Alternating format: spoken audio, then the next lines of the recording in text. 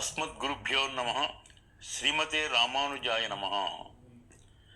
శ్రీమాధవాంఘ్రిజలజద్వయ నిత్యసేవా ప్రేమ విలాసయ పరాంకుశపాదభక్తం కామాదిదోషహరమాత్మపదాశ్రితానాం రామానుజం యతిపతిం ప్రణమామి మూర్ధ్నా.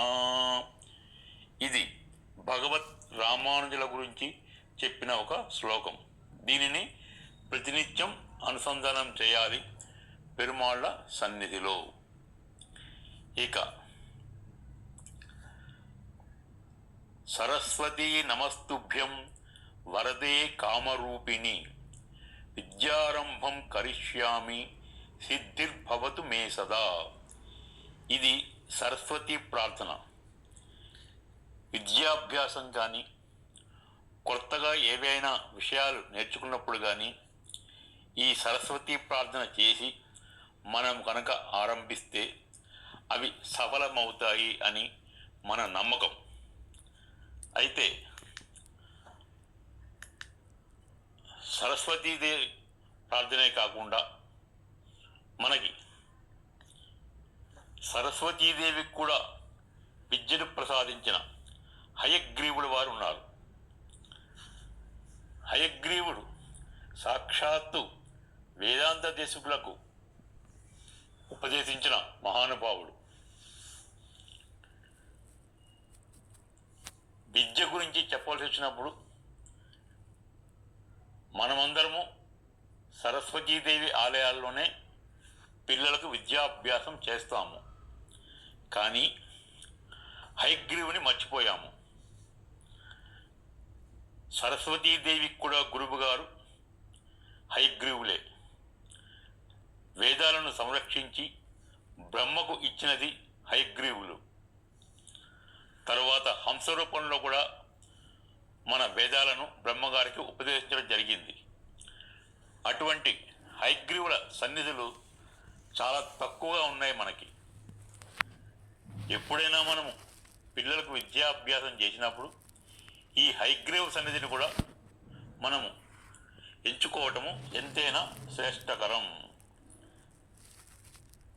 ఇక భగవత్ ఆరాధనలో మనము ప్రతినిత్యము శ్రీశైలేశ దయాపాత్రం ధీభక్త్యాది గుణార్ణవం యతీంద్ర ప్రవణం వందే రమ్యజామాతరం మునిం రమ్యజామాతృయోగీంద్ర పాదరేఖామయం సదా తదా యత్తాత్మసత్తాదిం రామానుజ మునిం భజే లక్ష్మీనాథ సమారంభాం నాథ యామున మధ్యమాం.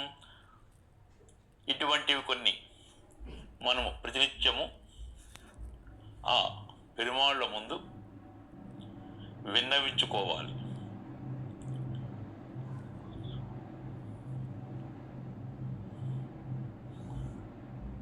ఇక దివ్య దేశాలు.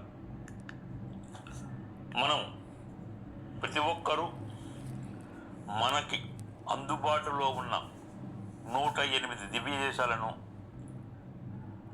తన జీవిత కాలంలో ఒక్కసారైనా దర్శించుకోవాలి. ఇది భగవద్ రామానుజాచార్య నియమనం. బద్రీనాథ్ కానీ, ముక్తినాథ్ కానీ ఇటువంటి యాత్రలు కొంచెం సాహసోపేతంగా ఉంటాయి. కానీ వాటిని కూడా సందర్శించుకోవాలి. ఎందుకంటే బద్రీనాథ్, ముక్తినాథ్ కూడా ఈ 108లోనివే. బద్రీనాథ్ మనకు ఉత్తర కన్నడ అంటే ఇప్పుడు యూపీలోను, నేపాల్లో ముక్తినాథ్ క్షేత్రాలు ఉన్నాయి. ఇవి కొంచెం భారీ ఖర్చులతో కూడిన పని. అయినా మనం వెళ్ళి సందర్శించుకోవాలి. ఇది మన విధి. ముఖ్యంగా ఏపీలో మనకు 2 దివ్య దేశాలు ఉన్నాయి. ఒకటి ఇప్పుడు ఆంధ్రప్రదేశ్గా చెప్తున్న అహోబిలంలో నారసింహ క్షేత్రము, సింగవేలు కుండం అంటారు దాన్ని. రెండవది తిరుమల. మనకు అందరికీ పరిచయమైన క్షేత్రమే. ఈ రెండు మన ఏపీలో దివ్య దేశాలు. ఇంకా ఎప్పుడైనా యూపీ వెళ్ళినప్పుడు ఉత్తరప్రదేశ్ వెళితే అక్కడ మనకు ఒక 7 దివ్య దేశాలు ఉన్నాయి. అవి బద్రీనాథ్, తిరుపిరిది, జోషిమఠ్. ఈ 3 ఒకే రూట్లో మనం బస్సు కానీ ట్యాక్సీ కానీ ఎక్కితే ఈ 3 వరుసగా ఉన్నాయి. మొట్టమొదటిగా వచ్చేది దేవప్రయాగ, అంటే కండమెన్నం కడినగర్. రెండవది జోషిమఠ్, దీనినే తిరుపిరిది అంటారు. మూడవది బద్రీనాథ్.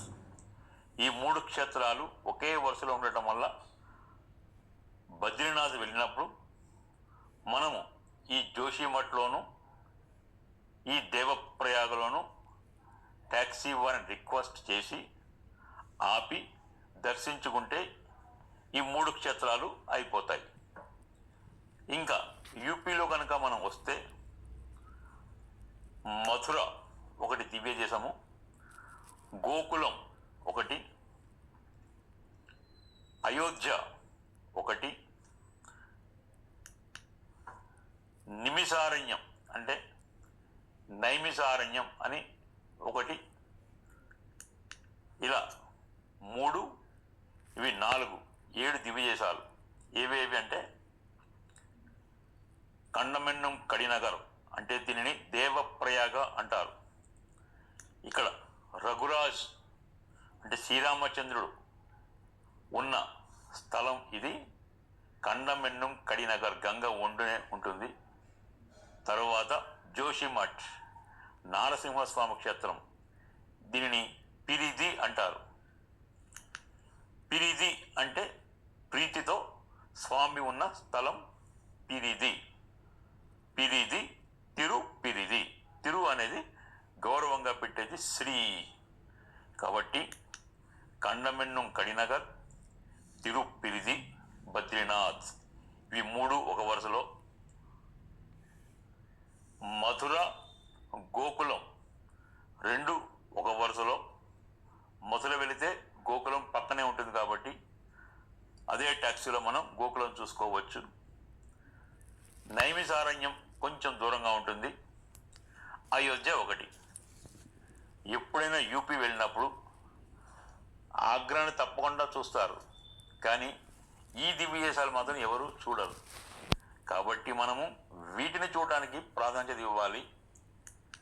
అలాగే ఏ క్షేత్రానికి వెళ్ళినా, ఏ దివ్య దేశానికి వెళ్ళినా ఆ దివ్య దేశం యొక్క పాసురం, అంటే మనకు ఆళ్వార్లు అనుగ్రహించిన పాసురాలు ఉన్నాయి, అవి విన్నవించుకొని రావటం చాలా ఉత్తమం. ఇప్పుడు మనం యూపీలో మథుర వెళ్ళినప్పుడు చెప్పవలసిన పాసురం ఒకటి చూద్దాం. கண்ணநல்லார் இல்லை கண்டீர் சரணது நிற்க வந்து மண்ணின் பாரணி குதக்கே வடமதுரை பிறந்தான் தின்னமானும் உடமையுண்டேல் அவனடி சேர்த்து உயிமினோம் என்ன வேண்டா நும்மதாகும் అవనన్ని మత్తిల్లయే.